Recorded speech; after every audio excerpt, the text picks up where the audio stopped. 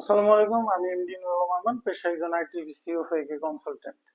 অনেক চাকরিজীবী ব্যবসায়ী ভাই আছেন যারা আমাদেরকে কোশ্চেন করে যে ভাই এট সোর্সে আমার তো ট্যাক্স কাটা আছে। যারা বিশেষ করে ব্যাংকে বা সরকারি প্রতিষ্ঠানে বা মাল্টিন্যাশনাল কোম্পানিতে জব করেন, তারা এটা মানতেই পারেন না যে আমি তো আমার যে স্যালারি সেই স্যালারির এগেনস্টে ট্যাক্স তো কেটে রাখছে, আমাকে কি আবার ট্যাক্স দিতে হবে? কেন দিতে হবে? আমি কেন বারবার ট্যাক্স দিব?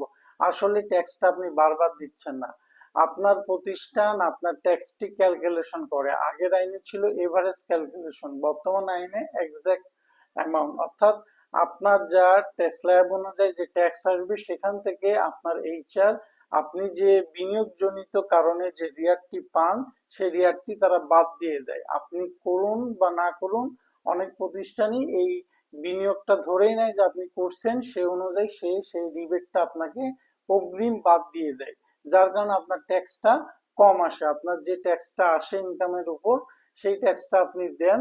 এই জন্য আপনার কাছে মনে হয় যে আমি সব ট্যাক্স দিয়ে দিছি, কিন্তু আমাকে মনে হয় এখন ডাবল ট্যাক্স দিতে হচ্ছে। আপনি যদি যে বিনিয়োগ করার কথা সেই বিনিয়োগটা যদি আপনি না করে থাকেন, তাহলে ওই বিনিয়োগের কারণে যে পরিমাণ টিডিএস কম কাটা হয়েছে সেটা আপনাকে দিতে হবে। অথবা আপনার যদি আদার ইনকাম থাকে, সেটা নর্মাল কোনো ব্যাংক ইন্টারেস্ট বা বাড়ি ভাড়া বা অন্য কোনো উৎস থেকে আপনার যদি ইনকাম থেকে থাকে, সেটা যদি যোগ হয় তাহলে আপনার স্ল্যাবটি বেড়ে যাবে, যার কারণে আপনাকে আবার ট্যাক্স দিতে হবে। আশা করি আজকের পরে আর কনফিউশন থাকবে না।